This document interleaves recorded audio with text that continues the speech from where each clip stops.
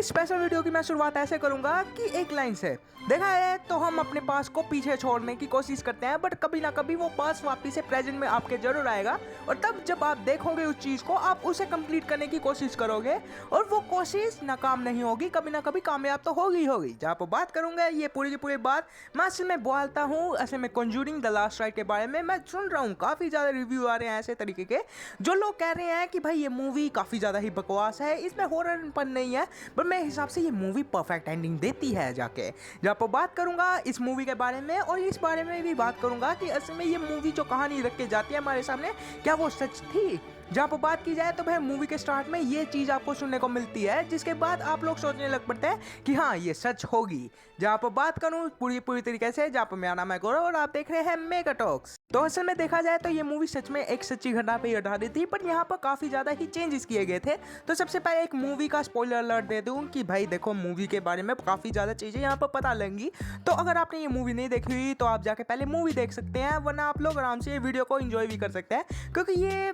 मज़ा आएगा। जहाँ पर बात की जाए तो भाई मूवी की शुरुआत में ही हमें पता लगता है कि एडवर्ड लॉरेंस 1964 में इसमें एक केस लड़ने जाते हैं, एक केस का करने जाते हैं खुलासा, बट उस टाइम पे एक मिरर लॉरेंस को और उसके परिवार को हानि पहुंचाने वाला होता है। इसी वजह से वो लोग इस केस को छोड़ देते हैं और ये मिरर आगे जाके 1986 में काम आता है। बात की जाए तो 1986 में असल में एक फैमिली दिखाई जाती है, स्मॉल्स फैमिली, और वो रियल लाइफ में भी एग्जिस्ट करती थी। बात की जाए तो उस फैमिली में सब कुछ परफेक्ट था, मैं कि बोला जाए तो रिस्पेक्ट था सबकी सब मामला। बात की जाए तो मामला तब खराब होना स्टार्ट होता है जब असल में हाइडर स्मफ जो होती है उसका असल में बर्थडे आता है। वो असल में 18 साल की हो जाती है, तो वो चर्च में जाते हैं उसकी फैमिली, उसे बैप्टाइज कराने के बाद असल में घर पे लेके आते हैं और केक काट रहे होते हैं, और उस टाइम पे असल में जो लड़की की दादी होती है वो असल में एक मिरर दे देती है उसे, और ये मिरर वही था जो 1962 में उनके केस में लगा हुआ था। बात की जाए तो असल में भाई वो जैसे ही मिरर आता है उसके बाद वो सीधा ही उसे प्रोजेक्ट करने की कोशिश करता है, और उससे अलावा उसके बर्थडे में भी काम खराब करना स्टार्ट कर देता है, और तब उनकी फैमिली के साथ जो जो गड़बड़ होती है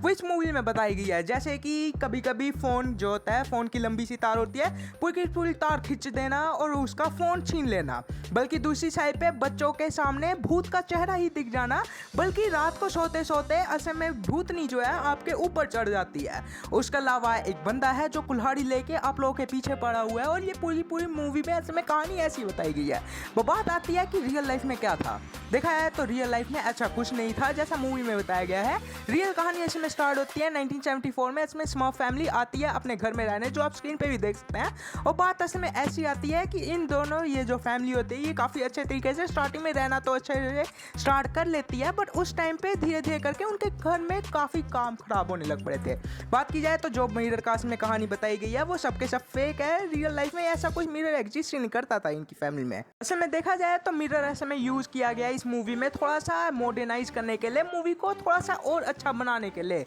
देखा है तो मूवी असल में कहीं से भी आप लोगों को रियल बातें नहीं बताती है। कहानी में असल में ऐसा हुआ है कि इसमें स्मॉफ फैमिली जब आती है घर में रहना स्टार्ट कर देती है, और उस टाइम पे 1 महीने के आसपास में उनकी फैमिली में कुछ गड़बड़ होना स्टार्ट हो जाती है, जैसे कि कभी कभी मांस की गंदी सी स्मेल आनी, दूसरी साइड पे वही जो आपने स्क्रीन पे देखी है मूवी में देखा हुआ है मैं कि फ़ोन का खींचना, उसके अलावा खून की उल्टी होनी जिसमें से शीशे के कणकर बाहर आते हैं, और उसके अलावा भूत का दिख जाना, बल्कि भूतनी का ऊपर चढ़ना, ये भी सीन अलग में दिखाया गया था। बल्कि उसके अलावा कुल्हाड़ी ले हुआ बंदा आप लोगों के पीछे पड़ा होता है, ये सब कुछ रियल में एग्जिस्ट करता था। बस एक चीज़ थी जो नहीं थी, और वो थी मिरर। बात की जाए तो जब ये फैमिली का केस बाहर आना स्टार्ट हो जाता है, धीरे धीरे करके मीडिया इसको काफ़ी बढ़िया तरीके से कवर करना स्टार्ट कर देती है। अलग अलग जगह से असल में चर्च के मेंबर्स आते हैं, असल में प्रीस्ट आते हैं इस घर को पूरे के पूरे तरीके से बैप्टाइज करने के लिए, असल में पवित्र जल छींटने के लिए। वो उस टाइम पे सभी लोग उल्लू बन जाते हैं उन भूतों की वजह से। असल में वो भूत ऐसा दिखाते हैं कि रियल लाइफ में वो कभी एग्जिस्ट ही नहीं करते। इसमें स्मॉफ फैमिली ने ये बाहर की सारी बातें, ये सारी की सारी भसड़ फैलाई हुई थी असल में अपने आप को मीडिया में करने के लिए,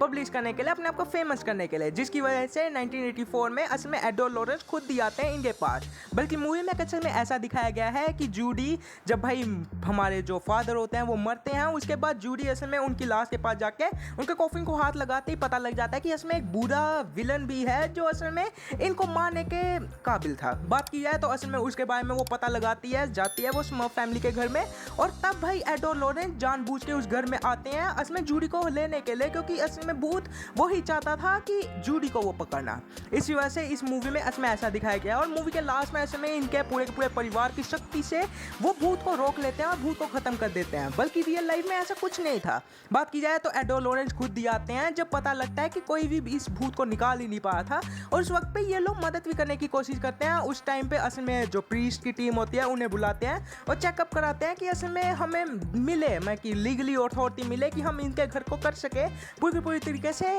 एग्जॉर्सिज्म खत्म कर सके। और उस टाइम पे असल में जब वो लोग पता लगाते हैं, असल में वो पूरे तरीके से अच्छे तरीके से सबूतों को इकट्ठा कर दिया था, बट अनफॉर्चुनेटली कोई इंसान आता है, वो पूरी तरीके से रियल सबूत दिखाता है, जिसकी वजह से लोगों को ये यकीन हो जाता है कि स्मर्फ फैमिली झूठ बोल रही थी। जब वो बात की जाए तो एड और लॉरेंस इस घर को, इस पूरे केस को छोड़ के चले जाते हैं बहुत ही वक्त तक, और फिर उसके बाद जब केस में जब असल में जो चीज़ें हो रही थी घर में वो कुछ ज़्यादा ही होने लग पड़ती, इसी वजह से वापस से वो लोग आते हैं और मदद करना स्टार्ट करते हैं पूरी तरीके से स्मर्फ फैमिली की। और उस टाइम पे जब एड और लॉरेंस इसमें घर में घुसते हैं, उन्हें पता लगता है कि इसमें यहाँ पर 3 स्पिरिट होने की जगह 4 थी। देखा जाए तो 3 वही थे, जो मेल था अंकल जो कुल्हाड़ी लेके घूमता था, दूसरे अलावा उसने अपनी पत्नी को मारा था, और उसके अलावा पत्नी की मम्मी को भी मारा था, मतलब सासू माँ को मारा था, इन दोनों को मारा था इसमें बेसमेंट में, और उसके बाद ये बंदा भी मर जाता है, और इसी वजह से इन तीनों की स्पिरिट यहाँ पर घूम रही थी। भैया कुछ भी हानि पहुंचाने वाली थी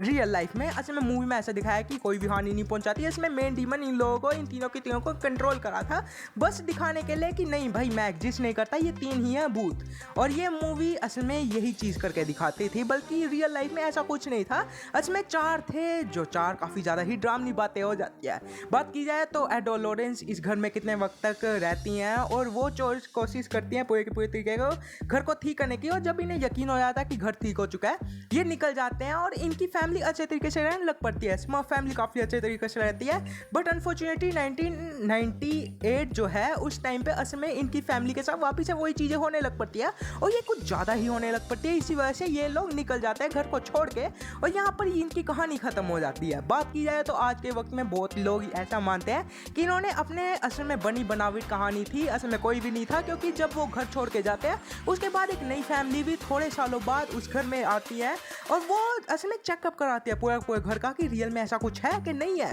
और तब उन्हें पता लगता है कि रियल में कुछ था ही नहीं। वो फैमिली अच्छे तरीके से अभी भी उसी घर में रह रही है, असल में और भी लोग आ रहे हैं उस घर में रह रहे हैं, और ऐसा लगता है, ऐसे लोग कहते हैं कि असल में जो स्पिरिट थी वो 4 स्पिरिट वो इसमें स्मर्फ फैमिली के साथ ही अगले घर में चलेगी, और उनके साथ जो भी हुआ वो पूरा अभी के लिए सीक्रेट रखा गया। बात की जाए तो आज के वक्त में कोई भी मानता नहीं है, सभी यही यकीन करके बैठे हुए हैं। इसी वजह से मूवी वालों ने भी पूरी की पूरी कहानी को चेंज कर दिया, क्योंकि देखो भाई रियल कहानी जब हम सुनते हैं तो हमें थोड़ा सा एक एक्सपीरियंस आता है, एक वाइब आती है कि कंजूरिंग 2 वाली पूरी की पूरी कहानी लग रही है ये। इसी वजह से मूवी वालों ने इसमें चेंजेस किए, काफ़ी ज़्यादा मॉडिफिकेशन की। जैसे कि एग्जाम्पल के लिए मैं कह दूँ, मिरर का असल में एक डीमन, ये काफ़ी ज़्यादा इंटरेस्टिंग बात थी। उसके अलावा मूवी में कोई सीन है जो काफ़ी ज़्यादा ही अजीब है, और उससे अलावा काफ़ी ज़्यादा ही ड्रामनी वाले भी हैं। बल्कि उससे अलावा बात की जाए तो हमारे जो जूडी का कैरेक्टर को इन्होंने मूवी में लेके आए, बट रियल लाइफ में वो असल में केसेस करती नहीं थी। देखा जाए तो 2004 के टाइम में हमारे एड अंकल मर जाते हैं दिल की बीमारी की वजह से,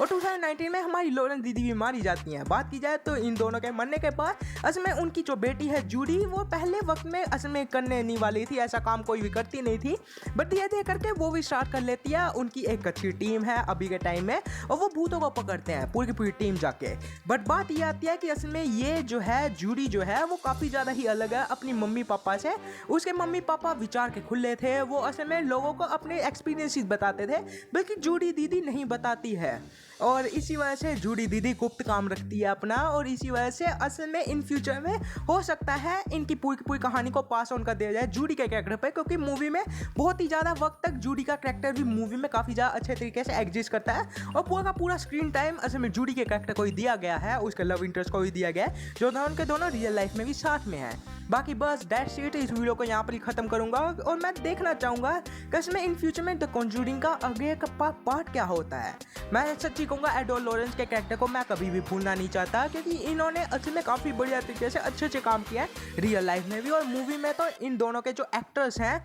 वो काफ़ी ज़्यादा ही बढ़िया काम करता है। बल्कि चलो भाई निकलता हूँ, बाकी लाइक से शायद शेयर कर दिया, बाकी कुछ नहीं चाहता आप लोग से यार।